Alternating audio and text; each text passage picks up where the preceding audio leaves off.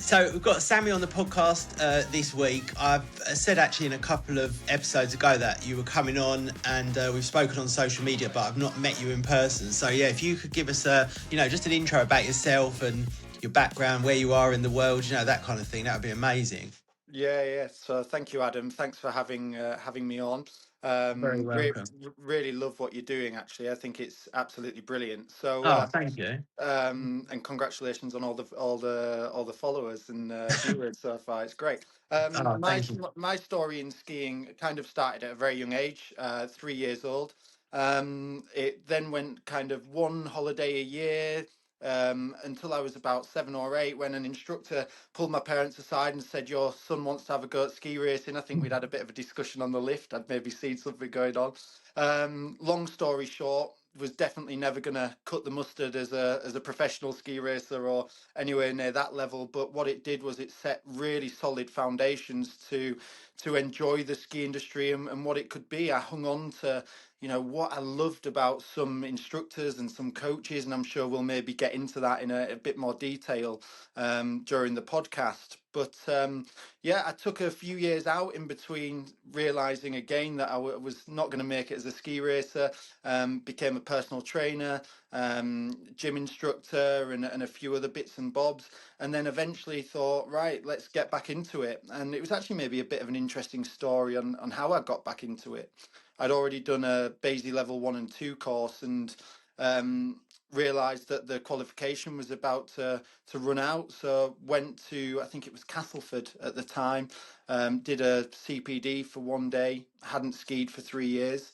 And I was like, what am I doing? I need to get back on snow. And called up the company that I've actually just left in Verbier, and was there for 13 amazing years as a ski instructor, as a ski coach, and that kind of brings me to where I am now. Oh, wow. So you've spent the last 13 years just in the one place in Verbier? I have, yeah. So I've been in Verbier. I did a few seasons in the Southern Hemisphere as well, in Australia. And I was lucky enough that a client, a family, used to take me a bit around the world as well. So Wow. it's a really unique experience, really cool. And what that lad's doing now is incredible. I mean, free ride stuff. He's like. It's quite scary, really. I think I started skiing with him when he was 3. He's now 16, 17, and pushing on towards the tour, and as an Australian athlete, and super impressive. Still trying to Wow. with the family a little bit as well. So when you first started in Verbier, did you go there as an already qualified instructor, or you did your qualifications over there? Yeah, so I'd done my level 1 and 2. I'd done my level 1 and 2 in Italy, just before I kind of had a little bit of a break from skiing, really. And then I came into Verbier looking to push forward and do my ISIA section of kind of the ski instructing world. And within that first year, realised, this is definitely what I want to pursue. And I kind of leaned into it a little bit earlier, into why I wanted to do that, and what really kind of inspired me to want to do that was actually just like the kind of the coaches that I'd been around prior, and obviously as a sport, and it's very easy to be inspired in an industry like that anyway. Yeah. And so you worked straight away for a company, or how did you get started when you got there, or did you apply before you got there, or how did that sort of work? Yeah, so the first year I actually did a bit of a course, which was an ISIA course. Um, did that, but then also worked alongside it. One of my first opportunities came at the start of the season. The director of the company said, "Right, you're going to take a few guys, a few tour operator friends out, and you're going to go skiing around with them." I actually got on really well with one guy. I leaned into what I thought a good ski instructor was right from word go. I made sure that I did the non-negotiables to myself that I kind of set for other instructors now, and I made sure that I did the very best job. It was, a token lesson to some tour operating partners, but I just kind of got into those non-negotiables straight away and didn't look back, really. Oh wow!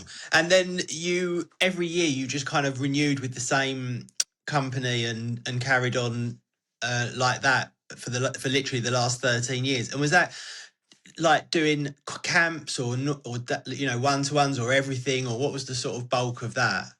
That's the thing, Adam. I think, like, one of the main things that I pride myself on is actually being not, maybe not able, but liking to do absolutely everything. All Yeah. different corners of it, from never turning down a complete beginner lesson to coaching the level 3, level 4 guys going towards their exams, from teaching, the nervous person in the late 60s or 70s that's had a hip replacement, to teaching the young free rider that wants to, ski in the powder and all of this stuff. I love absolutely all of it. I loved every aspect, and still do.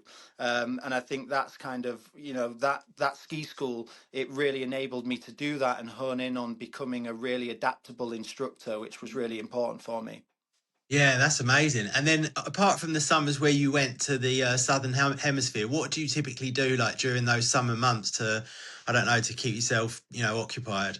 Yeah. So now, obviously with Pulse Snowsports, a lot of my time's going towards that and making sure that we're setting up Pulse Snowsports correctly for the winter.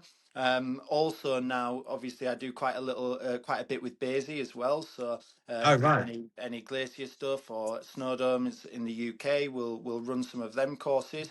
And prior to that, I worked on kids summer camps, did a little bit of the odd jobs.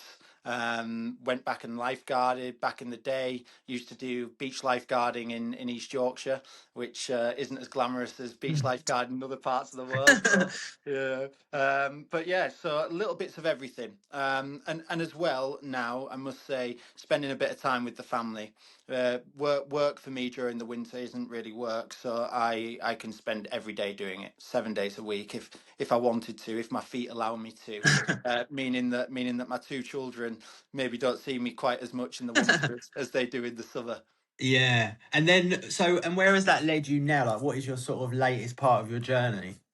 The latest part of my journey is Pulse Snowsports, which I've kind of strategically positioned behind me and worn the t-shirt now, which is a new ski school coming to Verbier, Morzine, and we've already been in the snowdomes in the UK with my one of my business associates, James Lockerbie. You've actually, by the way, yourself and your podcast guests have got the first glimpse of the new uniform. Oh, wow. Yeah, it So, was. when you what led you to sort of starting your own like academy, and like what does that involve? Like, do you have to go get permission, or do you have to apply? Do you have to be of a certain level? Like, how does that work exactly in somewhere like Verbier? Yeah, a little bit of all of the above there. So, you can't just kind of set up a ski school willy-nilly. You do have to have certain credentials to your name.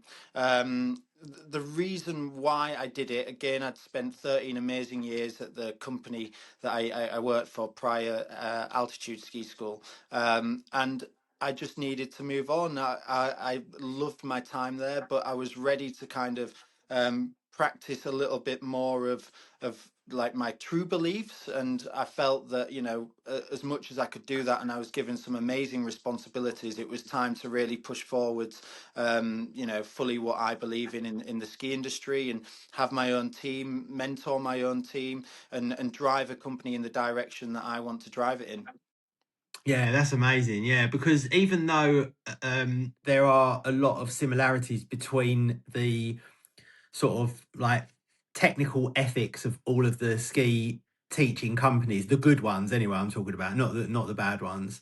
There can still be quite some individual elements, can't there, that are sort of unique to the people that drive those companies forward. Yeah, it's one of my least favorite comments that people make is, well, there's only so many ways to turn a ski, and I kind of get what they're getting at, and I understand that, but there's always so many different ways that you can attack and make the client experience at the end of the day so much better. And I think that's one thing that we're really honing in on in Pulse Snowsports is maybe a slightly different direction in which, I've been trying to, I kind of mentioned at the start there, some of the non-negotiables that I've always had in my career, and just trying to make sure that our team kind of are mentored into them same beliefs and hopefully can thrive themselves as well. Yeah, that's amazing. So, um, recently I did. Do you know Scott Hammond? And yeah, I know of him. I know of Yeah. him. So, Yeah. I did my level 2 with Scott Hammond recently, and this entire time I've been doing this, I've been like deeply technical. I know most people like to watch something and then try and replicate, but I am not that person. I have to have something described to me in like ridiculously technical detail, and then I can go and try and do it. So until Scott, I'd spent a lot of time looking at things from that perspective and really like way too much detail, maybe even at that stage. But I enjoy like that kind of level of technical detail and geekery, if you like. But when I trained with Scott, he told me like quite a simple sort of three-way mechanism, which was, or philosophy, if you like, which was literally look, pressure, turn. And I could explain that in about 40 sentences, probably, if I had to. Um, but I quite liked having a simplistic way of looking at it. Not that that would necessarily be the way that I would talk to everyone about it. Like, it wouldn't work for me. But I liked that simplistic kind of way of looking at it. And that was his sort of his way, if you get what I mean. What would yours be for people that are at that stage where you'd be teaching them in that way?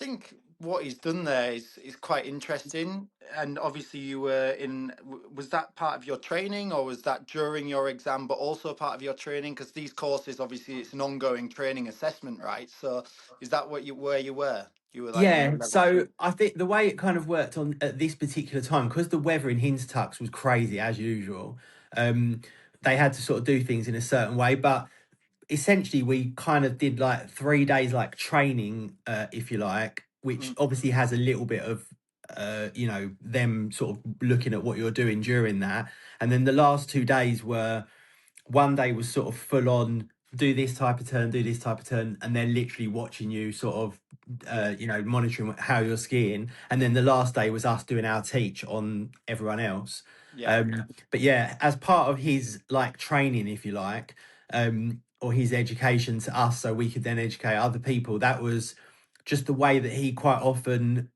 spoke about it.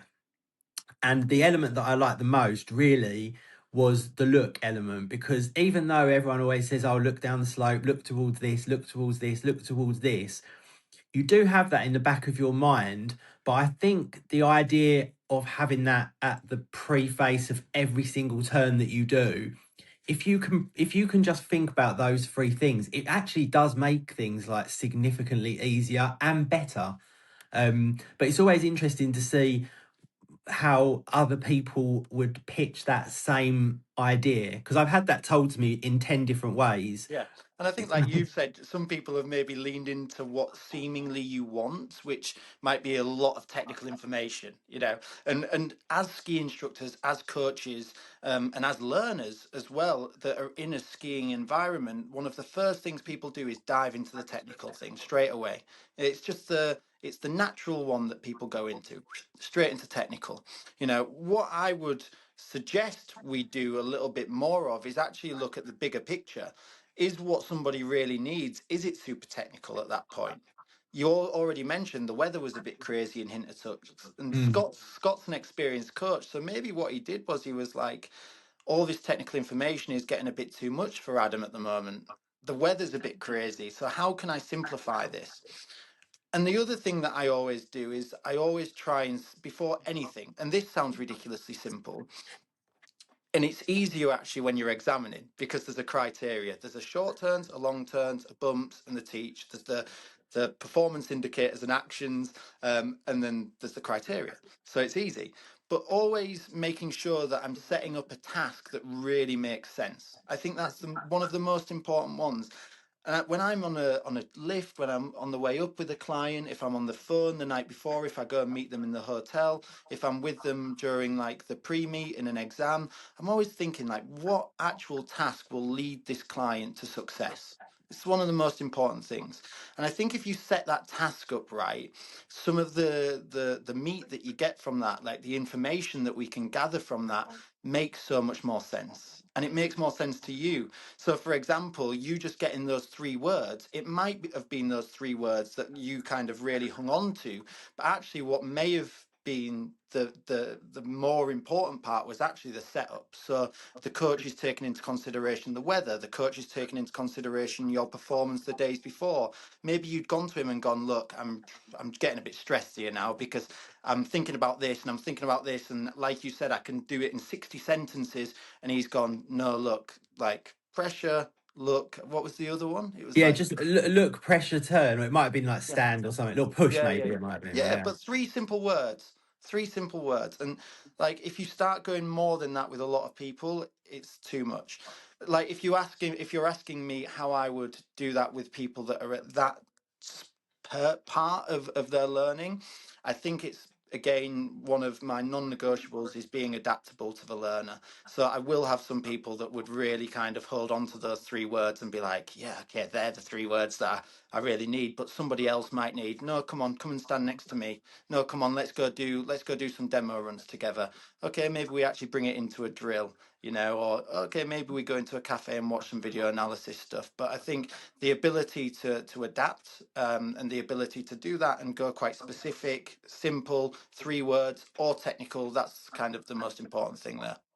Yeah, no, I mean, a lot of these instructors, luckily, I've always been, well, not always, but I have had some bad ones. But for the most part, I've picked very good instructors because I always had the philosophy that if people are going online making content like yourself, and you do tutorials and stuff like that, don't you, on your Mm. Instagram? So I'll put your links in the notes and stuff.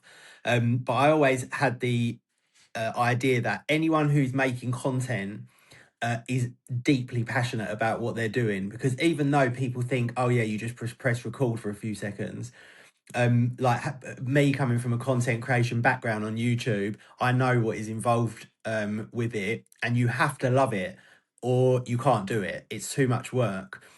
So I've always picked people that make online creations. So like my first instructor was Steve, who actually asked a question which we can chuck in now. Actually, Steve, ski coaching online, Steve Yeah, Jones. yeah, Um, he actually said, and I think this is a what do you call it question, but who's his favourite trainer to work with? Steve. No, Yeah. I guess I know a few of the questions got filtered into my inbox as well, and one of them, I might be sounding a bit cliche here, but one of my favourite things about being a trainer is actually working with a massive wide variety of them. Steve's such a nice guy. Yeah. Such a nice guy. I don't know what you clung on to with Steve, but when I first sat down with him, he's just got this welcoming, soft, level-headed approach. I really like that about him. I saw how he engages with the learner, and he really drives. Like, I don't know if you've seen recently a lot of his stuff, but Yeah. like a lot of the educational stuff that he's doing, he's super motivated into that side. Yeah. So he is great to work with. But then there is others as well, obviously. So Yeah, so no, I'll say loads, Steve yeah. for this. But yeah, no, when I first got into skiing like 2.5 years ago, I looked online and I was obviously watching every single video that I could consume. And I liked Steve's because they just came across more to do with his personality than the teaching. Because at the time I didn't really have enough knowledge to know what was good teaching and what was not, but it was more his passion. Mm. So my first ever lessons were with Steve in Zermatt, and I went out there for a few days. And in fact, no, my first lessons were with a guy who works for Steve, and then I went on and did some days with Steve. But what I loved about Steve was that he was more than happy to just go really get deep into the detail with me. Whereas a lot of other people that I'd spoken to, they were like, "Yeah, you just pressure the ski," and I'm like, yeah, where, how, what's the cue, where exactly, how much pressure. Like I'm that person, that annoying person that needs to know every last detail. And Steve is the most happy person to give that Yeah, and it's that as well level of as detail. well. It's one of them where people are very can easily say, but apply pressure to the ski. Often people say, but actually, it's the build of forces over the outside ski. It's the amount of edge. It's the grip. It's the balance over that ski to be able to deal with those forces and balance against the pressure. So it's not always like people think that they create loads of pressure in the turn, and you can see that really in their demos. I think Steve's got this really nice way of skiing, and is quite demonstrative actually in a lot of ways, that it really shows as he comes around the turn that it's not all about like creating these forces, it's actually managing the forces, Yeah, which I really like about his skiing. But then also it's okay being able to do it. It's the way that you then communicate it across. And I think, yeah, finding Steve early in your journey, which has been a dramatic kind of yeah. uh, movement upwards, incredible, by the way. I think Oh, it's thank really you. really really cool. But finding Steve will only have enhanced that. Really, he's a great guy. Yeah, and then after that, I went and did a lot of training with Jason, left, right, left, right, left, right, and Well, you that guys, was. you'll love him because he is content. He's Mr. Content Creation. Yeah, When I no, when I in bumped in into him. fact, me and him came to Verbier last year, and I filmed loads of content for him for his Okay. app and stuff. But yeah, no, we became friends. But I loved skiing with Jason because he's so different to Steve. Steve is like very, very technical and just amazing, like with his sort of technical knowledge. Whereas Jason says things in a totally different way. And one thing I've learned like through this journey is that even though essentially most good teachers are telling you the same thing, the way that they put it across is quite important. And it's not whether someone puts it across well or not. It's actually they two amazing instructors can say the same thing in different ways, but one of them resonates with you. Mm. But it may well be that the next part, the other person says something that resonates with you. So what I learned was that actually training with lots of different people and hearing the same thing said in different ways can be a hugely positive experience, because there was things where I overthink things so much. All of a sudden, like Jason told me something, and it was just he just put it in the simplest way possible, and all of a sudden I just got it. Yeah. Even though I'd had it explained to me in different ways before, that was the first time that I actually like it actually set home. Yeah, and he was amazing as well. So I've had some amazing teachers and tutors. And I do think that the people that are out there creating content, it immediately tells you how passionate they are about it. And it's very rare that you find someone who's passionate about something but not very good at it. Mm. Um, Usually the two things come hand in hand. So for me, that was an easy way to find good instructors. It was just basically look who's making content and they'll be good. And I was right. Yeah, yeah, Because yeah. when I'd booked up with normal ski schools outside of that, in fact, after those experiences, it was horrific. I think as well, what you've got to think is like, as well as being passionate, they've got to be quite confident. Like Yeah, true. sometimes I'm putting on these videos and I'm thinking, it's going out there to a big audience. I'm used to speaking to a group of 8. I'm used to speaking one on one. I back myself. I'm confident in the information that I'm getting across. I'm confident in the eye in my eye of what I'm seeing and like how I analyze people's performance on a pair of skis. As soon as I put it onto the big World Wide Web, sometimes I'm like, whew, and it takes a lot of confidence to do that and It trying to does. get your personality across. I realized in my early days, my voice used to change dramatically. I used to Yeah. I'd be like, right, okay, I might record this one. Do you mind? And all of a sudden, I'd go very high pitched, or I wouldn't be myself. And I think the likes of Jason, the likes of Steve, that do this in all very different ways. One thing that they really get across is how they can still be themselves. I've seen the guys from the Ski HQ at the moment doing quite a bit of stuff, and a few of Yeah. the other guys as well. I love watching all this stuff, and I love listening to people from different associations. Like you said, people that teach differently, people that have got different ways of explaining things. I love all that stuff. I think it's great. Yeah, for sure. I mean, I think there's a lot to be said to do a lot of training with one person and have that philosophy, but there is definitely a lot in listening to other opinions, which actually is the same in the real world, isn't it? Really, like even the opinions we don't like to listen to or don't agree with actually can educate us quite a lot. Yeah, um, yeah, yeah, yeah. but yeah, no, I do think that all you guys out there putting out content, it shows like a massive level of passion for what it is that you're doing, and I think it just means that people can be super confident in booking and getting great lessons. Because when I've booked in with people like ESF and stuff like that, it's been terrible. It's been a really bad experience. In fact, Um, sometimes it's even took you backwards. I mean, not everybody is going to be a content creator. Like you said, you can No. see by the lenses in the background and that gimbal. You know, you Yeah. do a lot of that kind of stuff, Yeah. and it's impressive when people do it. But there's a few tricks and tips that you could do if you were unsure as to whether your kind of teacher is the right teacher for you, rather than just making sure that they upload some videos online. One of the big ones would be, you know, if you've got an instructor and you're there and they set up the warm up, ask them why they're doing it. You know, ask just out of interest, why are we doing this warm up? Especially if you haven't had much dialogue before. I would love that, you know, and I'm sure Steve and other people that we've spoken about would absolutely thrive off that. And I think it's really good to be held accountable to why are you delivering that lesson in the way that you want, especially if there hasn't been much dialogue. And I think if the instructor kind of whoa, kind of goes into their shell or starts pulling up their jacket, you know that they don't truly believe in what they're doing right there that minute. And Yeah. this kind of goes back to again that task setting, making sure that you're setting the right task. Now, there's a few different ways of combating it. As an instructor, from the instructor's perspective, you can go, okay, well, what do you want to do today?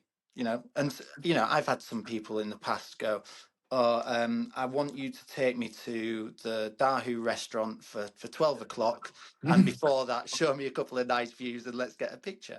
I'm fine. Like, let's do that. But then again, as an instructor, there's kind of ways of combating that. If you do want to take it a bit technical, one of the classics is you'll see instructors going, "What I'm working on today is this. Maybe you could have a little think about that." You know, but definitely holding the instructor accountable, whether it's, you know, as you did to start with, checking whether they've got a bit of a social media presence and whether they're passionate in uploading it, but also hold them accountable as to what they're doing when they're on the hill with you. And a good instructor will be able to tell you, this is why we're doing it.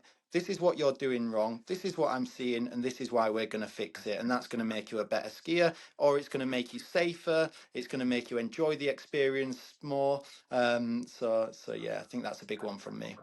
Yeah, I mean that's a good question actually, because you know you've got people like Scott, for example, and then Dave in Zermatt, who are amazing instructors, but obviously do no online content.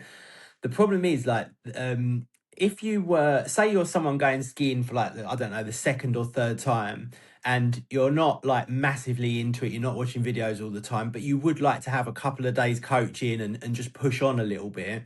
How would you advise people to find a good instructor? Because, for example, when we went to Outdoors very, very early on, it was my second ever ski trip.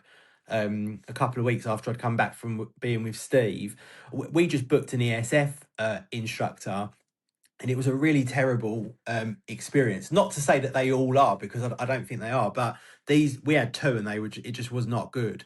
Mm. But how would you advise people to, you know, outside of my advice, which is, you know, if you find someone who does social media, you can pretty much guarantee it. Yeah. That really leaves a huge percentage of amazing ski instructors that you're not going to find. Yeah. How would you advise people in that position to be able to find a good instructor?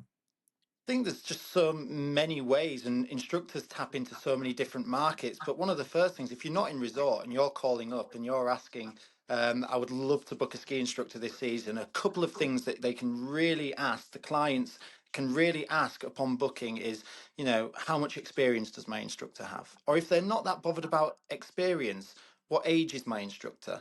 Could I request a patient instructor, please? Could I request an instructor that's going to push me a little bit? And then, you know, the office have got a little bit more information there to marry you up with the right instructor. the chances are there's a pool of instructors available, unless you're leaving like February half term, Christmas, New Year, unless you're Yeah. leaving them last minute, then you're getting, the last one that's available. Still maybe a very good instructor within their own right and with a certain type of client, because the amount of people that skiing is used for so many different forms, from transport, walking, to sport and racing, to recreation, to first time ever doing it. And there's so many different instructors that specialize in one thing. Like I said at the start, I try and specialize in lots of different things, but there is instructors that specialize in being really patient and really calm and really reassuring. Some instructors specialize in just beginners, just kids, and just being really excited.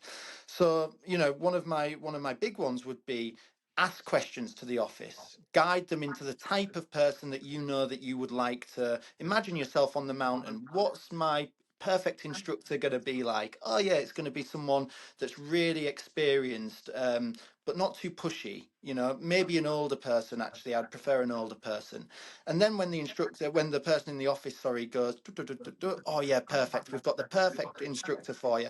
Okay, cool. Could you send me over a bio? Could you send me over a bit of information about the instructor?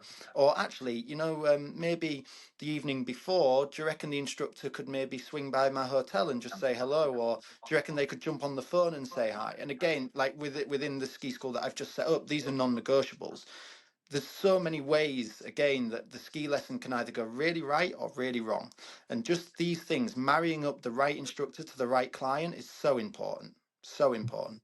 Yeah, for sure. Because there's been lots of times when I've trained with people and I've literally thought, oh, they would be perfect for my wife because um they have a certain way about them and they have a certain way of explaining things. Like even though Steve could definitely teach her a lot of things to do skiing, I feel like there would be other people that would potentially be better for her because of the way I know she likes to have things explained to her, if that makes sense, Yeah. and their personalities and stuff like that. And like my daughter, for example, when she has a ski lesson with a lady, she absolutely loves it, no matter what lady it is.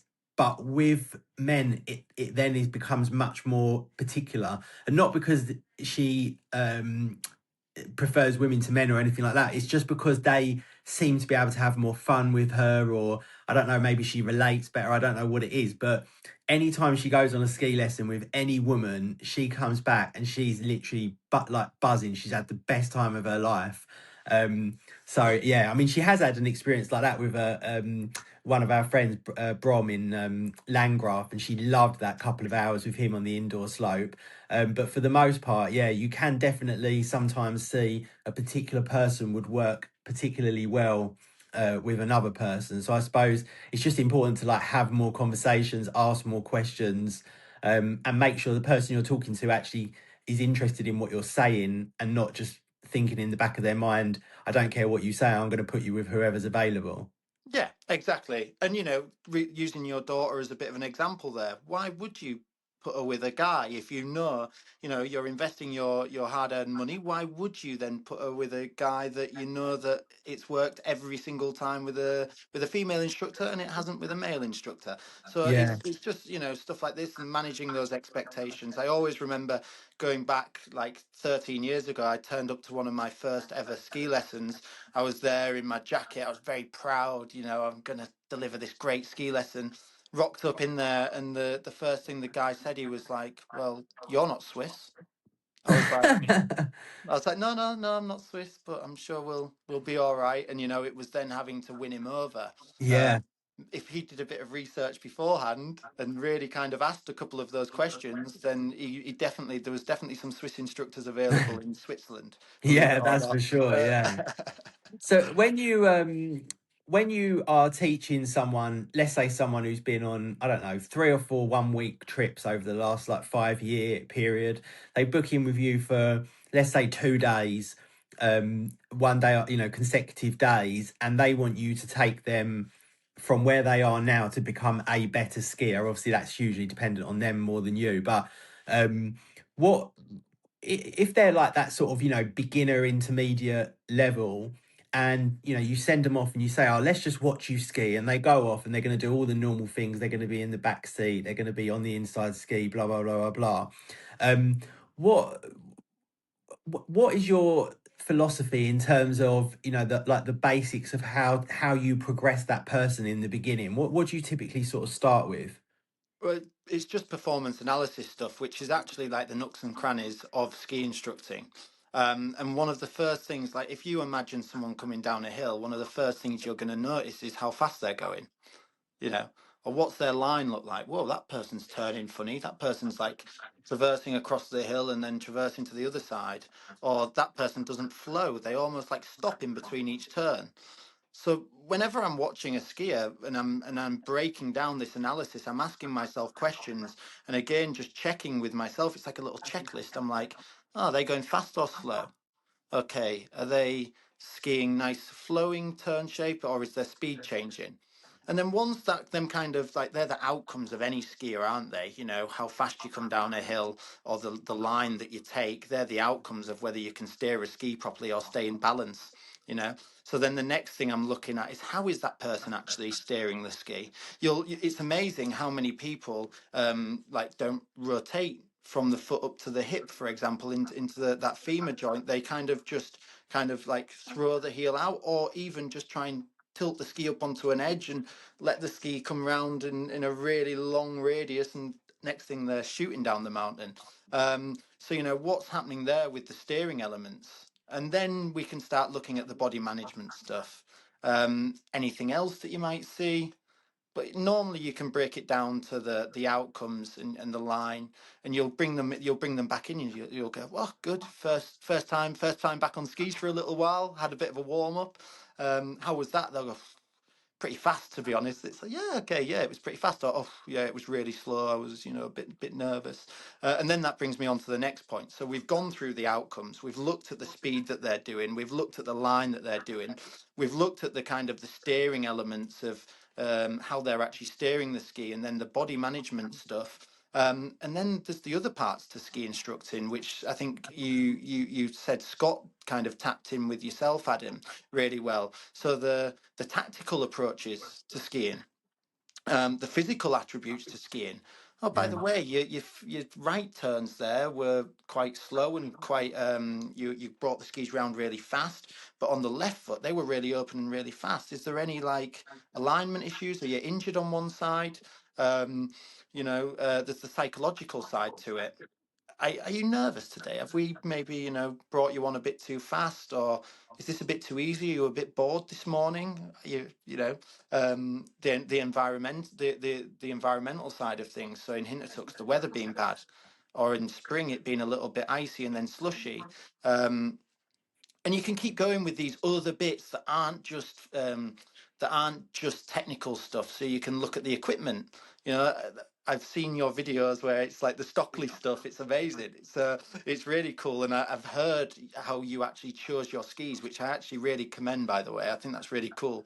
Um, but is the equipment right? Have they just heard from their last instructor that the skis that the instructor on are the best skis they've ever skied on? Therefore, they go and buy that exact ski, which is Yeah. nice. Actually, like I was in a really interesting discussion a little while back about that, and most of the time it is. They hear that that brand's the best brand, and they see somebody that they're inspired by, so they go and ski on them. Um, yeah, so I mean, largely when I'm first looking at somebody skiing, I'm going, are they going slow or fast? Are they skiing in a nice round turn shape? Are they using the edges? Are they rotating? And are they stood properly on their skis? Are they nice and balanced? If yes, yes, yes, let's start looking at some other things. 9.9 times out of 10 there's something within that I can pick up on, and then I bring them right back. Right, let's set up a nice task, let's dial in. And what do you think? I want you to really buy into this session now. I've seen this part on your performance, and I think this thing will really help you. And that way, using that kind of that analysis sheet, almost like that's in my head, I think most instructors would have a great time using that, and it'll steer the learner into a steep progression. And if say for example, like when I did a camp recently, one thing I noticed was that pretty much every single person on the camp, they had been skiing for a really long time, but they'd most of them had never had really any professional instruction apart from maybe when they started like a long time ago, 20 years ago or whatever. Um, and it meant that I was more technically adept than they were, even though I'd only been skiing for like 6 months at the time, because I'd been instructed by someone who'd started me off on the right path. So the immediate thing that they got onto was posture. That was like the very first day was to get their posture right, because every single one of them, give or take, was sitting in the back, which is a common like cliche, isn't it? But it was true because we had 20 people on this course or whatever in different groups, but every single person, give or take, except for me, was back seated. Yeah, So the whole first day was dedicated to getting them forward on their skis, and it literally transformed their skiing to the next day. It was like I was mind blown by what I was watching with the transformation just from getting forward. right. Um, but How did you feel? Because obviously, if maybe you shouldn't have been working on effective posture and being nice and centered then, but it was like because everybody else had to, that was the way it was going to be led, or did the coach kind of say to you, "Look, I know you're actually standing pretty centered in the skis, but every other person here isn't, so we're going to have to work on this," or is it like when they do these camps, that is the structure and that's what they do on the first day? yeah, I don't know, to be honest, how that works with the structure. I'm doing another one this year actually because I enjoyed it so much. And I'll find out if that was the structure, but I think it is. I think it is structured like that, from what I gather. But what they basically did with me was they got me to do it better than I was doing it. Right. So yeah, and one thing that was great, I can't remember the guy's second name, but there's two twins, Dave and Jamie. They've worked in Zermatt for years. They have done some of the videos on the Stomp It videos. Amazing instructors, both of them, and amazing skiers. And what Dave kept doing to me was basically getting me to do it better than I was already doing it, whilst the other people were improving. And he would quite often sit with me on the chairlift to go more technical with me because that's what I needed. Whereas everyone else was quite happy with the more basic instruction.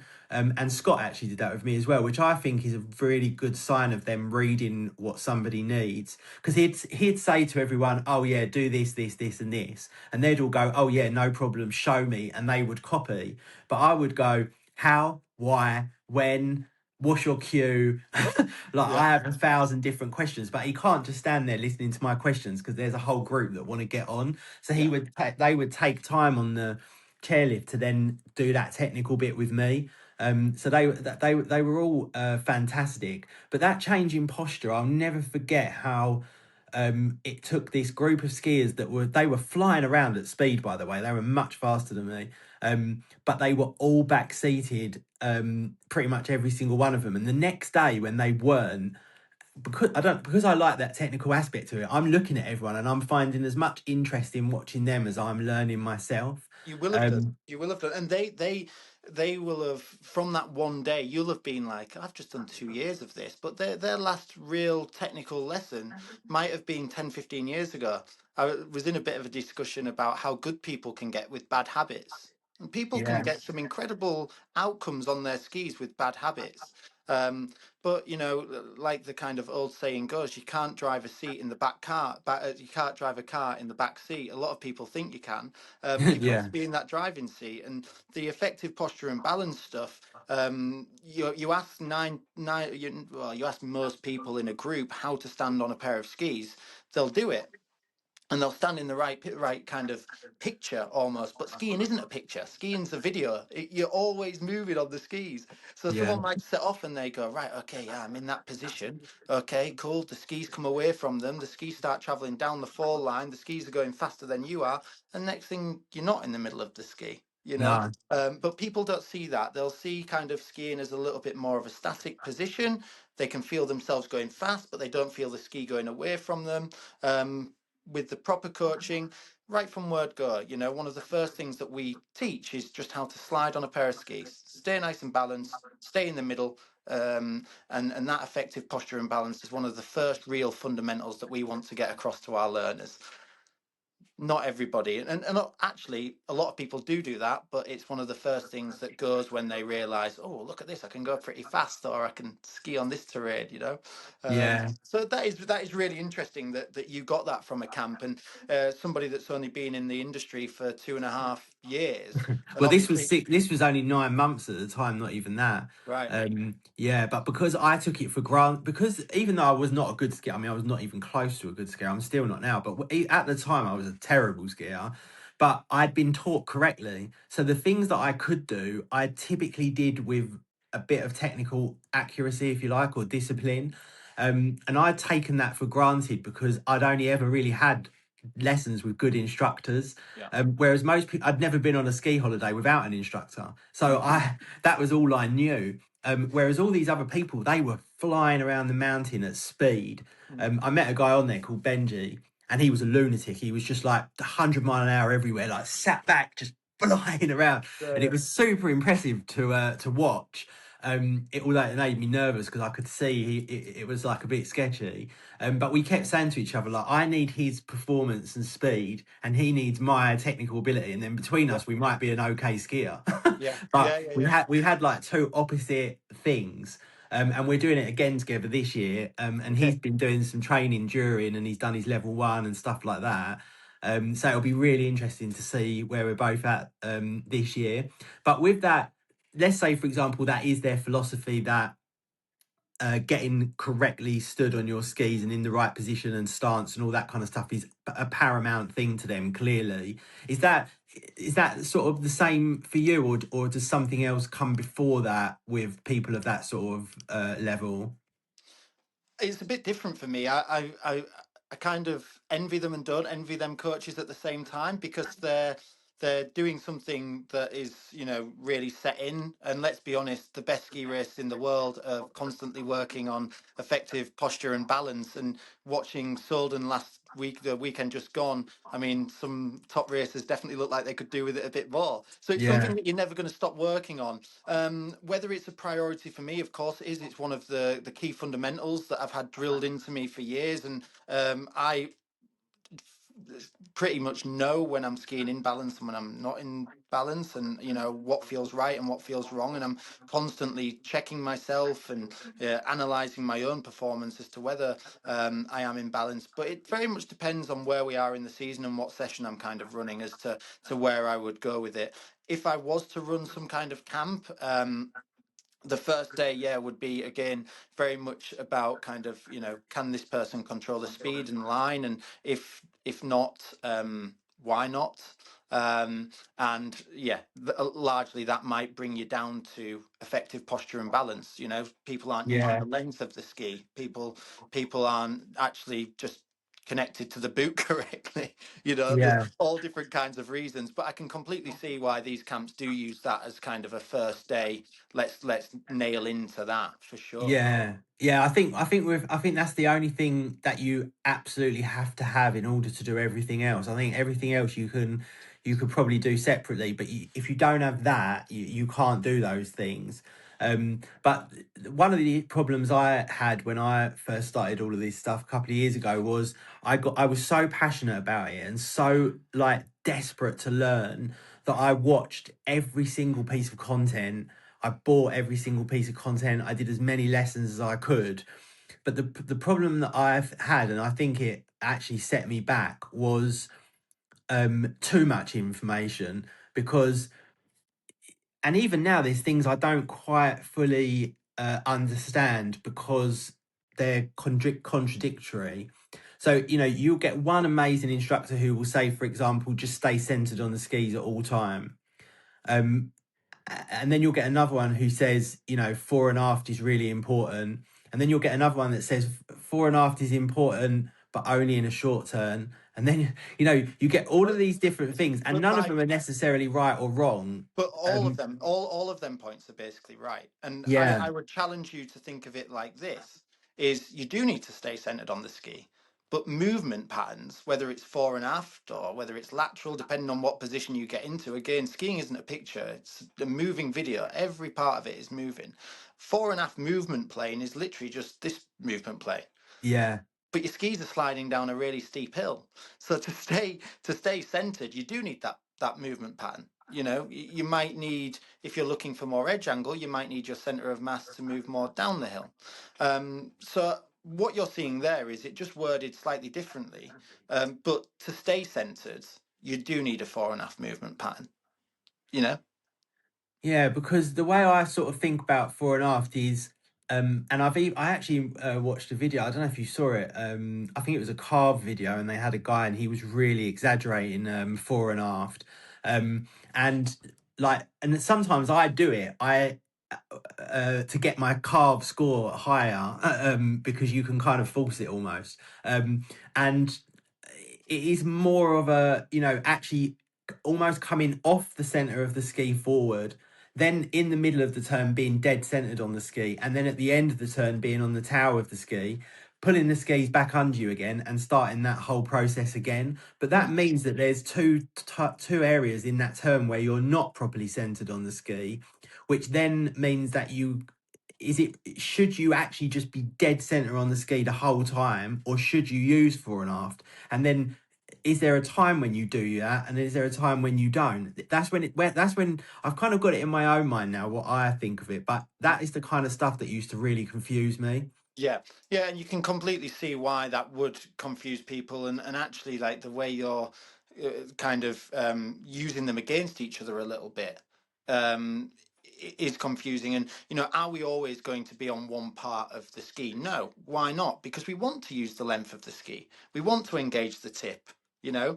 So for sure that forward movement will help engage the tip. The flex of the ankle, depending on what style of boot or type of boot, will help you engage the tip a little bit more and manage the pressure further forwards. And as you come round the turn, it will bring you back more into kind of what we call true center. So I would say the way that your brain is working is definitely not just always thinking about it as we want to remain centered on the ski. No, but Would you I do hear potentially? that quite a lot, don't you? And this was one of the things that I felt like information overload did me a negative, because if I was just training with one person and I was only ever listening to that one person, I wasn't watching loads of videos and this, that, and the other. If they said to me, right, they would say to me, right, you're gonna be centered on the ski, but at the beginning of the turn, you're gonna pull them back a little bit and you're gonna engage the tip. And at the end, by the end of the turn, because of the speed of the skis are coming round you, you will be a little bit on the tails of the skis. And then during the transition, you're gonna bring them back and you're gonna start that again.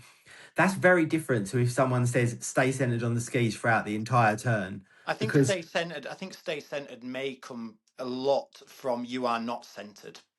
you know so your weight is back normally is the common one, yeah, on the heels of your foot, therefore you are not centered. You need to become centered. It's a less kind of aggressive or less accurate way of saying let's use movement patterns to remain in a centered part of the ski, and also then be able to engage higher up in the ski depending on what kind of performance you're looking for. And again, it's about being adaptable, but like you're holding on to something that you're saying, like pull the ski back. Now, for me personally, I've heard people like having tiger claws and like pulling back in their yeah, feet. I've yeah. heard I've heard people like having trays under their feet, all sorts of things, or even just like pulling your feet back. For me, my skis are moving pretty quick down a hill. To be able to like move my feet back up the hill, okay, I can maybe bring them out this way, but actually back this way, it's much easier for me just to kind of drive my hips forwards and move my head down into the turn. So I can't, for me, thinking about that is like, no, no, no. As soon as I start thinking about bringing my feet back underneath me, like pulling them back up the hill, I'm gone. So it's really interesting, and this is really interesting for me, this discussion, because what works for somebody doesn't work for another person, and I hold on to that as really, my years of coaching. Now, instead of going, no, come on, you must understand, let's give it another go, let me explain it another way, just going, no, okay, this isn't working for you, we're going to attack this in a different way, we're going to change the whole script here, and I think that's really important. Yeah, for sure. Yeah, I mean, because I don't know if you've ever gone back and watched beginner videos before, um, because one of the things I found as well when I was early on learning, um, I wanted things to be like explained to me in like a certain way, but it was difficult to have them explained to me like in that way. So what happened was I remember quite often thinking, saying, for example, how they would say, for example, move diagonally into your next turn, which I know what that is. I know exactly what that is, and it's not complicated to understand. That is a very simple thing to understand. But now tell me how I do that. And the problem was that not many people could answer that question for me. And actually, I've had people go away, think about it overnight, and come back and tell me the next day. Yeah. And I think the reason for that is because when you become a really good, not that I know, but when you become a really good skier, same as anything else, you stop thinking about these things. They become a natural thing that you do. So when someone like me comes along and says, "Oh, but how are you doing that?" I found that even the best ski instructors struggle to tell me the answer because they've forgotten, because it's like walking or breathing to them. They Um, a lot of the ski instructors that you've skied with won't remember being a learner. I don't remember learning to ski. no. I genuinely don't remember learning to ski. So I'm actually teaching something that I don't remember doing myself. You know, Yeah, and I found that quite difficult to come to terms with, because I found it really easy to pass on to my friends and family what I'd learnt to get to that stage because I'd just done it. mm, Like it almost made me in a better position than a ridiculously experienced ski instructor because I remembered exactly how I did it. mm. Whereas actually when you ask someone who's been skiing for 20 years, like, break down exactly how you just did that short turn. They have to really think about it because they're so used to not thinking about it. Um, I should have brought my toolbox to this chat. And when I say toolbox, I mean it's a book, and it's a book that I've had since I became a Bearsy trainer, with all analogies that I learn from people that are just doing their level ones and twos. And the reason that I really like it is because I ask people specifically on their last teach of the week if they've successfully met the criteria in the teaching aspects of the course, think outside the box. Give me an analogy that I probably won't have heard of before. And some of the when they're talking about kind of like this movement down the hill and like that kind of stretch and the extension of the new leg and the roll onto the edge or whatever it might be, about kind of like those movement patterns that sometimes people struggle with, or even let's bring it back to fore and aft, or let's think about separation, all of this stuff. All of a sudden they're coming up with these analogies and I'm like, I would never have thought of that. But it's yeah, because it's quite new to them as an actual skill that they've had to relate it back to something that they've previously learned, done, something that works for them. And for me that is gold, because then I none of this stuff's copyrighted, right? Like if anything, any other instructors have maybe been on this chat and I don't know, learned something maybe, yeah, that they could write that down and use it whenever. And that's what I do with guys of all levels all the time. It does it. You don't have to learn from the very top people. And actually, a lot of the times, I'm learning off my learners. I'm saying, right, okay, how did that feel? Oh, actually, well, it felt like when I used to like ice skate. Actually, I'm all right. Okay, cool. Why is that? And they're talking about like how they used to drive and extend the leg and stand on the edge of the ice skate, or it felt like when I used to kind of horse ride, when I used to have to engage my core and keep my shoulders like there. And oh, right, okay, that's interesting. And then next lesson, lo and behold, oh, I've got a horse rider. I remember, I know what to talk about, yeah, So I think it's really interesting, Adam. And I think that's a massive point, is actually being able to be relatable to your learners and use these analogies, not just like, so when you do get a client that comes in and goes, I understand what you're saying, but how do I actually do that?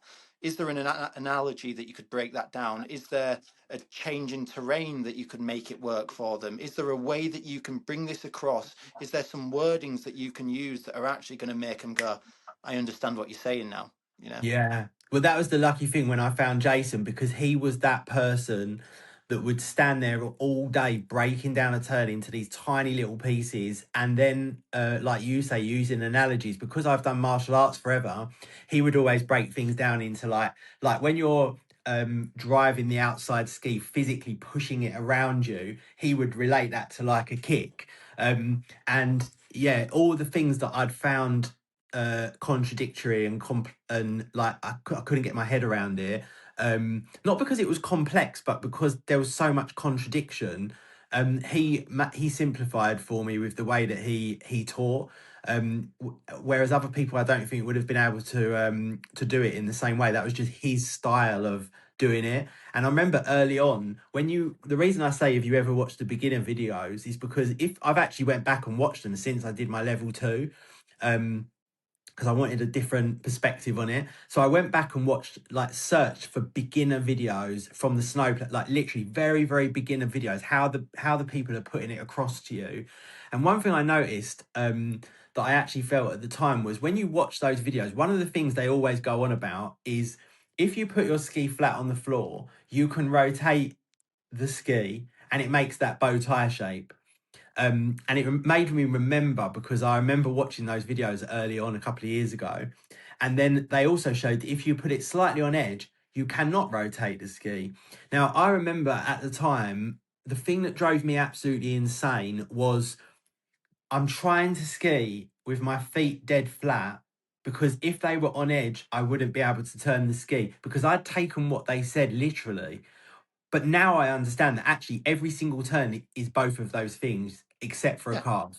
yeah, Except for a yeah. carve. And even in that, you may introduce something to slow you down or whatever. But actually, every single turn is a hybrid mixture of your ski being both flat and rotating it, but Mm. also on edge. But there's not Yeah. one video, like not one video, because I went back through them that tells you that. Not a single video. Okay. And I thought, that is an absolute travesty because that confused me for so long. We can get a video. We can get a video out about it. If there isn't one. Great news. I'll write that down. But Does yeah, I that make mean, sense look, though? well, yeah, and for sure, I often talk about a blend of the fundamentals, and Yeah. people separate them. People separate them, and people go, "Oh, well, if I've got this, I can't have this." Or you wouldn't make a cake and go, "Oh, well, actually, this is just going to be a really floury cake. I'm not going to add any of the sugar." Or like, I don't need eggs for this cake. When you're baking a cake, you make sure you've got the right amount of ingredients of each one. You don't just completely separate one and go, "Well, I'm not going to use that one this time." You've No. got to really make sure that you're getting the right blend of each one. And I actually, yeah, the bow tie one, we see it a lot. I prefer the one where you take your ski off and you like do the rotation with the foot and you try and draw the circle. I quite Yeah. like that one for that kind of. That's what Jason does. Yeah. And that's what I changed quite it for me. Yeah, I quite like that one. I quite like that But because it it is kind of gives confusing that though, because external then internal rotation. when you watch as a beginner, as someone who doesn't know anything, you learn that a carve is a carve and that another turn has to be done with flat ski. Otherwise, they can't rotate because they're on edge. So some people might not take it in the way that I took it, but I'm sure some people do. But you try and find one video that says that you can blend the two, other than maybe Jason might have made one because I've had this conversation with him. But I was going to say um, there'll be one in about 2 weeks. yeah, but I guarantee you, it's if you go back and watch those beginner videos, which is what a lot of people who are really excited to get into skiing will watch. I think people would really understand that actually they can actually make things more confusing than they can help. There are a lot of Yeah. people that will take it very, very at a different level and they'll roll with it and that's fine for them. But there's a lot of people that don't, and they can be like massively confusing, even though they're very simple to understand. They're Mm. almost so simple that if you're looking into it from a deep perspective, they're not simple anymore. Yeah. Yeah, and like just to kind of caveat this whole part of the discussion, I would always recommend a beginner doesn't just watch videos and they make sure that they're in front of an instructor as well, like on the hill. For sure, watching videos and watching YouTube is an amazing tool, and especially building up to your holiday and listening, watching all of these different videos are really cool. But don't just do that and think that you're then going to be able to go to the beginner slope and learn to ski. And No. hopefully, if an instructor sees that you aren't using any edge whatsoever and you're really focusing on keeping a flat ski, hopefully they'll say it's okay, a little bit of edge here and there is absolutely fine. We maybe don't Yeah. promote edge at this part because, you know, the first thing people do if you start promoting edge too early is they really tilt it on and they brace against it. But if you look through the majority of manuals from different ski associations, doesn't matter whether it's Bearsy or all of the other ones, there will be an element of edge very early within what we call the central theme, because it's there. You need it. You need it for grip. You know, Yeah, that's the part that stops the ski and you from slipping physically as well. can't do it. Well, you can do Yeah. it, but it's a beginner definitely can't do it for that. That's for sure. You I don't want to still do it. can't. I still can't. What are they called? You know, like the braquage. I still can't do that. But the Yeah. thing is, But the reason. even in braquage, there's an element of edge because of the terrain that you're on. So as soon as True. Yeah. the snow gets a bit steeper, the like keeping a flat ski, you're not going to kind of completely turn the ski flat on that side. You know, there's Yeah. an element of edge. Keeping a flat ski, yes, but to the terrain that you're on. You know. Yeah, but I think when you're because skiing is, well, to me it was just this ridiculously addictive thing that I just all of a sudden wanted to have some ability to do and understand. It's like, how do you quench your thirst for it when you're not on the slope taking lessons? The only way to do that is to watch videos. Do you know what I Yeah, mean? yeah, and I But think yeah, there is. you got the bug pretty hard, right? So Oh, it was for bad. Yeah, it sure. was really bad. Yeah, no, my friends and family, they still constantly take the piss out of me. And sometimes they'll see me doing ski exercises in front of the projector and they absolutely abuse me for it. You'll see them sharing posts of me looking like an idiot. I guarantee you. Um, I but love it. yeah, but it's like, how else do you quench that first? But I think the ultimate point you just made, which I was actually getting to, which is, as much as they are all fun and they're all so good, I love all of the online content and I appreciate people for making it. There is absolutely no substitute for spending time with an instructor. And the biggest question I ever get from people is, um, you've made me want to go skiing, so I've booked to go skiing. What is your advice for me on my first time? I get that question. I'm not even joking. At least every day. And the thing I say to people is, get lessons before you go. Get as good as you can possibly be from an instructor before you go. And then when you get there, do more training with an instructor. And that will give you the ability to go more around the mountain, see the better sights, enjoy yourself, not be as scared. To me, it's the single thing above. I even said the other day, like, it would be better to do that and have uncomfortable boots, even though you might suffer. You would still enjoy it more than if you did no training at all and had comfortable boots. Like, it's the single most important thing, is to have the ability to see as much of the mountain as you can and enjoy what you're actually doing. So I think, getting in contact with ski schools like yourselves there is nothing more important to enjoy your first holiday and your subsequent holidays as well. It makes such a Exactly. big difference, like such a big difference. And no, you can't take someone from a beginner to Marco Odermatt in 4 hours, but you can allow them to traverse more of the mountain with some form of safety and control, which is so important, I think. Exactly. God, if only everyone was like you, our business would be a lot more fruitful. But no, that's it's great to hear, and I couldn't have said it better myself, to be honest. But let's go through a couple of these questions because people have kindly sent them in. So Sandy, actually, who I think actually lives in Verbier, I think actually her husband or boyfriend was one of the stomp instructors. I Oh think yeah, yeah, I Ben. know Sandy Is it well. Yeah, Ben? yeah, Yeah, exactly. Yeah, Ben. Yeah, Ben yeah, Proudlove is a good yeah. friend of mine. Oh, really? Well, actually, he was on. This Yeah. is a funny story. I hope he doesn't mind me telling it. But when on my Stomp It camp, everyone was broken down into groups, and there was one girl on the course who hadn't read the criteria of being able to ski, basically, to like a very basic level. She'd never skied, essentially.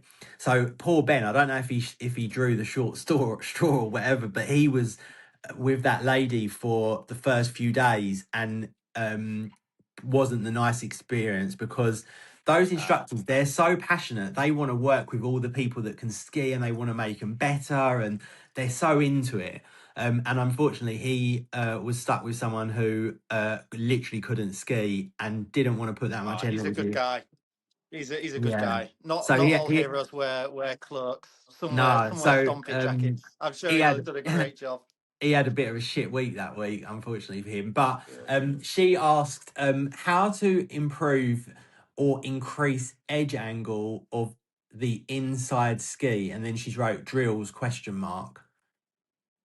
Yeah, so I think a big one is getting your weight off the inside leg to start with, and actually activating and rolling the inside knee. So rather than what you see a lot of people do, they've got quite a lot of like big edge angle on the outside ski, and they get that foot quite far away from them. The inside leg stays quite underneath them somehow. Okay. Often that's because they've got a little bit too much balance still on that inside leg. Now, again, that could happen for a couple of reasons. But to simply put it, and if it was this simple, it'd be great, is just roll that inside leg across as well and see that knee come inside. And if you can do that, then you know you're going to have that simultaneous two clean lines in the snow, which is great. But I would challenge Sandy to figure out why she's got that inside leg kind of edge angle not quite matching up with the outside ski. Is it because she needs it for balance? Is it mobility? Is it because she's got a really wide stance? Often people get that in carving because like that's really hard to get. Sorry, I'm kind of going out of my frame here, but that's really hard to get two clean kind of simultaneous edge angles. So maybe it's a narrower stance, maybe it's getting more weight over the outside ski, or maybe it's simply like a mobility thing and rolling that knee across. Yeah, because whenever I'm doing those sorts of turns, I always think, and this is again what Jason actually said to me, was bringing my heel up to my bum, and but sort of almost like imagining you're scraping the inside knee, like foot up the outside inside, up the outside leg, if that makes sense. Like physically Yeah, thinking yeah, like back and up like at the same yeah. time, and I think about it like that, and it always gives me good edge similarity scores whenever I'm consciously thinking of it. So yeah, that's Is that the score? That's the score, is it? That's the score on Carve. I've never used Carve. I'd be interested, but okay, I didn't realise that was the score. yeah, Similarity, edge angle. edge similarity. Yeah, I'm a massive Carve fan. I'm the first person to say that getting yourself an instructor is the single most important thing that there is. And Carve would not help someone at the very beginning of their journey. It might even hinder them. But for someone like me who skis a lot on my own, and you're trying to enjoy it as much as you can and get a bit of feedback, and you're a technical person who enjoys metrics and things like that, it just makes the whole thing fun and turn into a learning experience, Yeah, and it does make you yeah, better. exactly. So I Everyone loves absolutely Strava love on a Carve. bike, don't they? Yeah, I absolutely love Carve. And I've spoke to so many Yeah. instructors who despise it because they think it's trying to take their job, but it really isn't. They should be a bit more confident, I think. Yeah, but no, yeah, edge similarity is one of them, and so is early forward movement, which I always struggle with. But you can kind of cheat by bringing the skis back a little bit. But I think Right. they're Okay. making the app significantly better in 1st of November, so that sort of stuff should also improve. But then let me just have a look because I got some more as well. Um, I hope that answered Sandy's question. Yeah. Oh, in fact, Sandy asked another question as well. Tips on how to improve your skiing while skiing on your own. Oh, okay. Yeah, that's what I just said. Yeah, you have a go with Carve. Have a go with carve. Have a go with carve. But also, Yeah. always question. You know, what do I know, and give yourself a purpose. What do I want to work on here? I used to get laughed at by the end of April, still being stood in a real ski instructor stance. But that was me just saying, I'm going to make sure that I stay true to having good posture, good balance here, because you know that's what's important to me. But setting yourself a challenge at the start of the day, it doesn't matter whether it's amount of vertical meters or a certain type of skiing. Give yourself a challenge and also use tools like Carve, I guess, as well. Yeah, interesting. And then I've got another one here from Benji, who I was talking about, who I trained with, Lunatic Benji on the Stompit camp. And he said, can Sammy give any advice on applying for ski instructor jobs in France and Switzerland for a level 2 British person? Okay, if he's British at the moment, it's going to be tricky. If he doesn't have any other passports, for Right. sure. Reason being is the Brexit kind of, we're still navigating quite heavily through that. Yeah. Um, I would ask Benji if he'd be happy to kind of go a little bit further afield, which sounds crazy that you can do that, but I mean, like Canada, Japan, a lot of British ski instructors that aren't currently in Switzerland or France and have them permits are doing. And obviously, the other thing with France is navigating around the full cert kind of stuff as well, and or not navigating around it, just sticking to it and making sure that you've got the right certifications to do it. If he wants to build experience in the meantime until some of those things, I suggest he gets in contact with a few ski schools and joins the team in a shadowing kind of aspect, if he would be happy to do that, and kind of if he wants to build up some of his shadowing hours, which a lot of the qualifications require, then for sure he should do that. So if like say for example I did actually want to be a ski instructor, I've done my level one, I've done my level two. Let's say, you've watched me ski and you think I'm a great skier and a good teacher.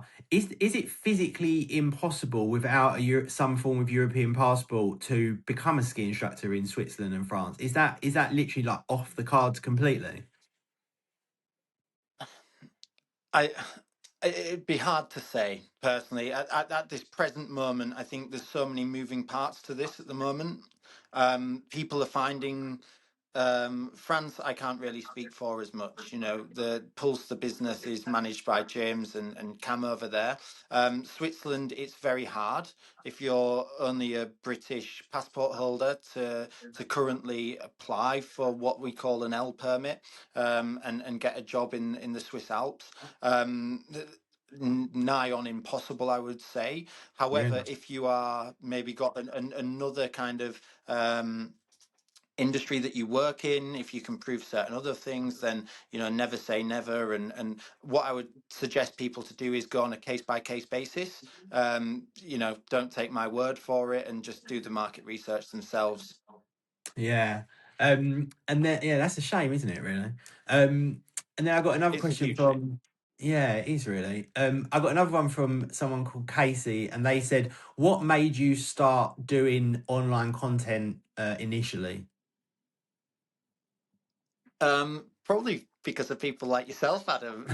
I just see it as an amazing marketing ploy, and our aim is to make that kind of funnel, that client funnel, as wide as possible.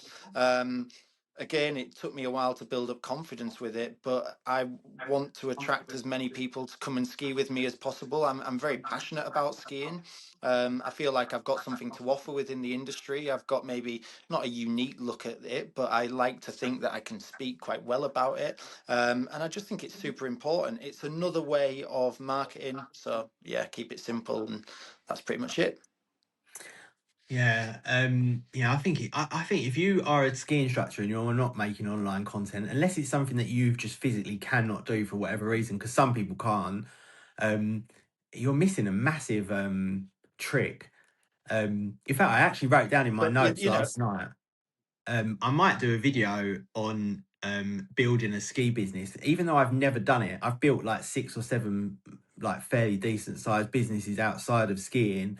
But when I see all of these ski companies and they're not utilizing any of the things that are available to them, I just think like I understand if you really don't care about making your business more successful and you're happy with just trickling along. But I know lots of people that do want their business to be successful, but they don't do any of the things that are required to do so. And I think, why? Why are you not doing that? mm, I can't get my I head think around I, I it. think as well, when we're in the ski industry, we live in these bubbles. Essentially, we live in these little villages, and some people are amazing at parts that I'm terrible at. So some people will go to the bars in the evening, and they'll get as many or more clients from being in an après bar than I Yeah. ever will going on Instagram and stuff. And I don't do that side of things. So there is different ways, but I just see this as something that I can do. I quite enjoy it, to be honest. I quite like it in a way of creating the videos and all of this kind of stuff. And I'm into my photography, so yeah, it just works for me. Yeah, no, I think it's amazing, really. I mean, the crazy thing is, when I first started skiing, because I irritated the hell out of every single friend and family member that I've got, because I would not stop talking about skiing. I had to find like an outlet for that. So the way that I did that was just to start making like videos, like sitting on the chairlift, stuff like that, and then people would comment, and then I could have a ski conversation, which felt good to me. Um, so Yeah, I yeah, only yeah. start I started doing that, and it was literally just for an outlet for my own passion, so I didn't annoy everyone at home. But in that time, I worked it out the other day because I had a company contact me and they asked me for my statistics and stuff. So I went through it and made them this little media pack thing. Um, and it turns out that in the last 2 years, I've had over 170 million views of ski content, um, which is Glad like, you didn't tell me that at the start of the call. how mad is that? 170 million impressions, that is. So it's not necessarily views, Yeah, but crazy. impressions. And over 50 million video views with zero effort. Like, there has never been a time when Yeah, I thought, I want to make this a business, I want to do well at this. That is literally just grabbing random stuff and posting it as an outlet for my passion. So then I think, well, if you're yeah. trying to I would build a say two successful, things.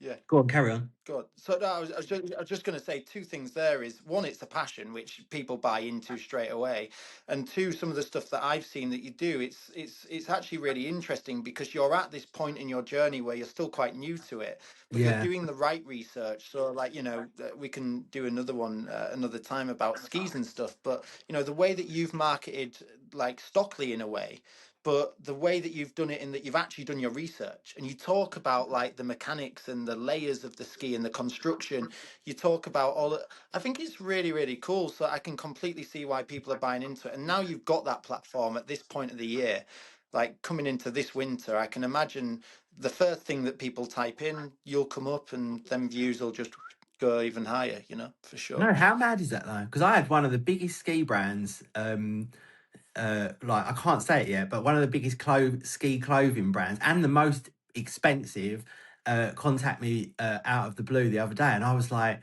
"That's insane!" Like, I only did this for fun, and Mm. this company want to send me like ridiculously expensive ski clothes. Yeah. But it made me sort of think like, oh, why are all these people that are trying to be successful with their ski schools and their this and their that? Why are they not doing like the simple things that I am doing? It's a bit of a funny question. But then another question that has come in as well that I wanted to ask, because I one of my favorite things about skiing is the gear. Like, I love ski stuff.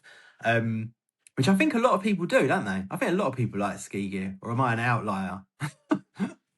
No, I think they do. I think they do. I think it can, if it's a hobby, some people are in the hobby, but this part isn't a hobby, but for a lot of people, it's massive. Yeah, for sure. Yeah. What is your like ski gear? Um, like, for me, I've always just loved my Stockley stuff. I absolutely love it. They've never asked me to do anything. I just do it because I love it. What is your version of that? What have you found over the years? Like, what's been your sort of brands? Where are you at now? That kind of thing. This is where I'm at now with Original Plus. A funny journey of getting there, really. The reason I got to Original Plus, which is the ski, was from kind of undervaluing it for a lot of years, I think. If you ask most instructors why they're on the ski that they are on in Verbier or in any resort, really, I'm sure, is, oh, well, my instructor was on that, or my coach was on that, or they look the best, or I've heard that they're the best. But then as soon as it's about a boot, all of a sudden they're going to boot fitters and they're getting personally modified boots. Um, and it just kind of it made me realize, like, why was I on? I won't say, well, people will know if they flick back through my pages enough, but the ski brand that I was on before, I was on that brand because I got them for free. There was Yeah, literally no other reason, really. I liked them when I got them, I liked them, but I was on them for free as a rep. But this was something that I was using as a tool every day for my job. And the yeah, only reason that I was on them was because they were free. And then what I did was I looked at skis on the general market and I thought, okay, that's obviously tailored to that person. That's tailored to that person that's really at the the start of the journey, and then in between there's a couple of maybe models and stuff. But actually, what is for you? Like, what's for you as an individual and as a person? And that might be down to your weight, your size, your ability, how torsionally stiff you want the ski, how stiff you want the ski to be from the tip to the tail. How do you want the ski to turn? What specifics do you want about a ski? And there wasn't much. And that's when kind of Original Plus popped up, and it was a specific ski for myself. I could build the ski with a few simple questions and a few simple answers. I loved the ski once I got it modified, and once the ski was skiing the way I want. I mean, it's an incredible product. Um, but it's like, why just buy something off the shelf because you've heard that it's good? Why not make sure it is good for you and the level that you're at that time? And like I said, like I've said a few times throughout the video, what you've done with Stockley is you've made sure, and I've seen your ski collection, you've got a few pairs. Yeah. So it's like you make sure your that ski is right for you, and you've been to the factory, you understand it. But a lot of people, you ask them why they're on the ski they're on, and it's because somebody that inspires them has been on it, which is great, but that's the only reason that they're on it. And that, I mean, you can ask them themselves, but most of the time probably isn't the right ski for them. Yeah, so that Original Plus company, just to drive it back a little bit, I don't know a huge amount, but essentially their USP, I think they're Austrian, aren't they? Is it an Yeah, Austrian company? Yeah. So they're made in Austria, so that's a good Austrian, yeah. start. Yeah. But their USP is essentially that they are trying to customize as much as is possible a ski to an individual. So rather than you as an individual trying to pick a ski that is appropriate for you, you can literally put in your details of how you ski, your, you know, all of your other credentials, and they will manufacture a ski which they think is the best ski they can possibly make for you. Yeah, yeah, with really high kind of level materials, kind of that top level, aligned with Stockley, probably with that. Yeah, yeah, But just trying to make it a little bit more bespoke in terms of what the ski is for you. Yeah. yeah. I mean, that's super interesting, isn't it? Like, I think they're fairly new, aren't they, on their journey? Because I've seen a lot of people talking about it. I saw, oh God, how can I forget his name? Big Picture skiing. What's his name? Um, Tom. Tom, yeah, talking about it the other day. He got quite a lot of hate for that one, I think. But yeah, it's super, super, super interesting. And it's always good, I think, any time to see a company that looks at things from a completely different perspective. Um, Yeah. Always interested in people looking at things from a different, completely different view to everybody else, which they are the only people doing really at the moment. So that's kind of exciting. And then what's your like brand picks from what you've learned over all these years in terms of like your goggles, for example? What's your sort of go to at the moment? Julbo at the moment, I think for sure is like what the ski school are going to be rocking. So quite excited about that. And I realise this maybe sounds a little bit like a sponsored pitch, but we've become like the kings and queens of collaboration, really. So they've jumped on board. To be fair, we got our first few packs, and they look incredible. So we're really excited to be rocking them. I mean, they've got these Yeah, little things that you can pop open, so then it's like yeah, that yeah, looks really really nice.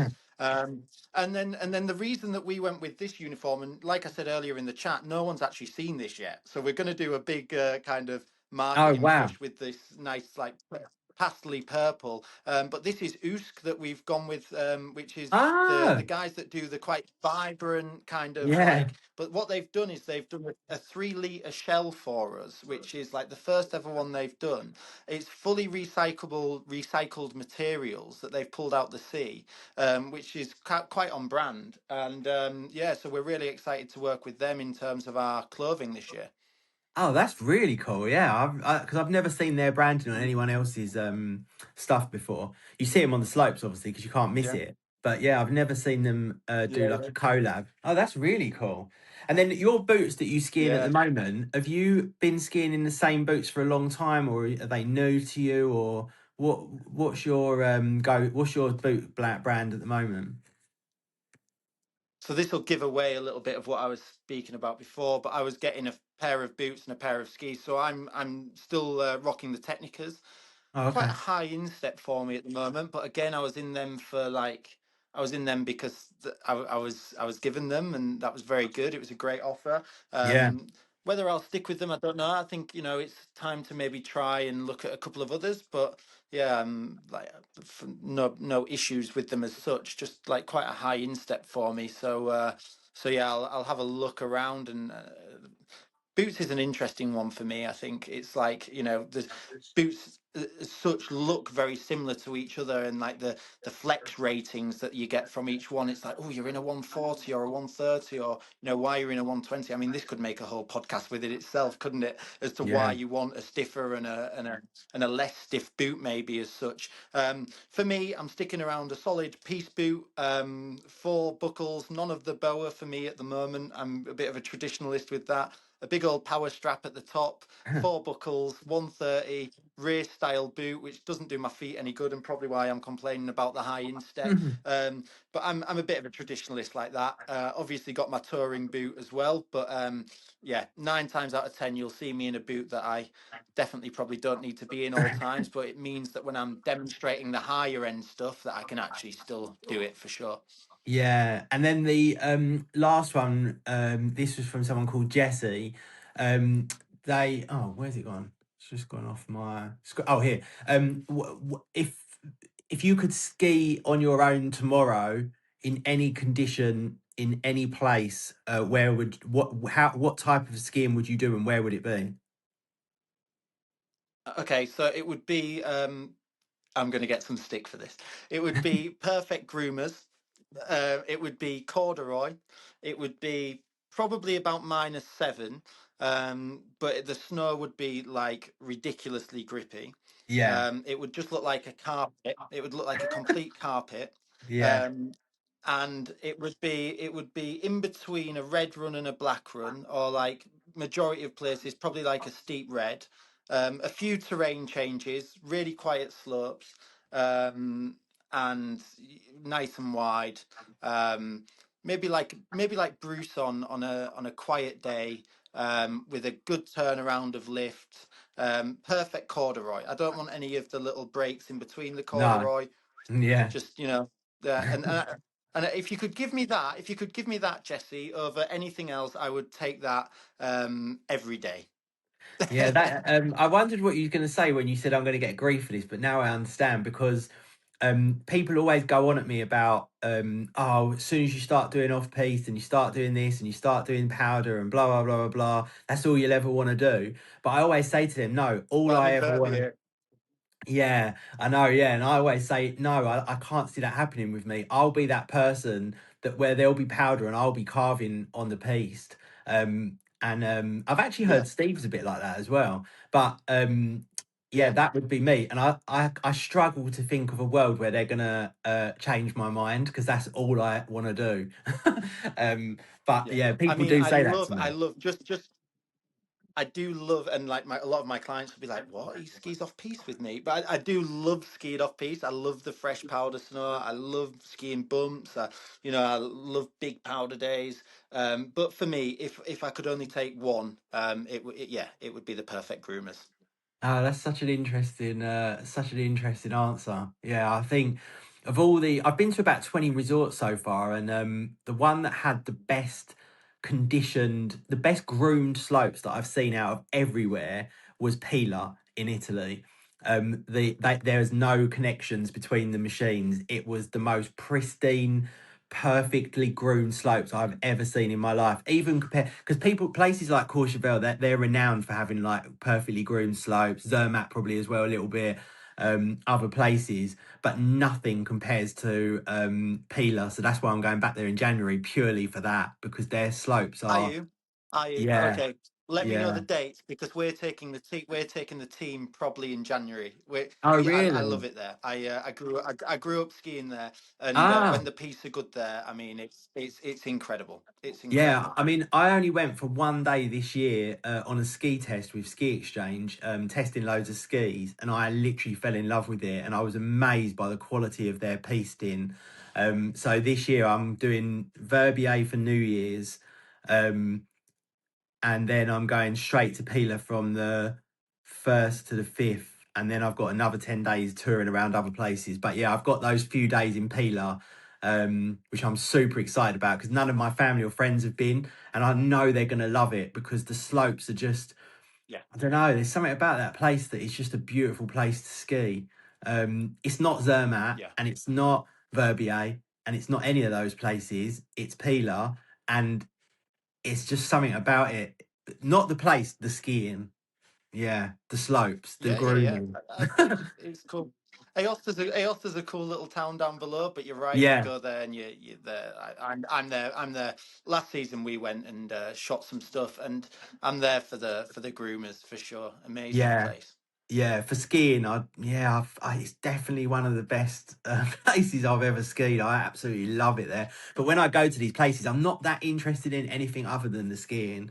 Like obviously Zermatt's got the beautiful Mm. town, Chamonix's got the beautiful town, Verbier's got the posh town. You know, I love all of that. But the thing I care about most is the skiing, the quality of the piste, the weather, the conditions. That is what I'm there for because I can go to towns anywhere at any time of year, but I can't ski Yeah. on perfectly groomed pistes every day of the year. Yeah, But yeah, exactly that. Exactly that. but yeah, thank you so much for your time, Sammy. I really appreciate it. It's been amazing, and hopefully everyone enjoys listening. And you probably realise now that you could talk about this stuff for days at a time. Oh, we can do it again for sure. And no, thank you so much for having me on. I hope No, people it's been enjoy it. amazing. And look forward to seeing you in the winter as well, and in Verbier, New Year's, you said, and maybe even in Pila to Yeah, get some turns in there. yeah. No, hopefully I'll see you New Year's. Yeah, I might even book in, but.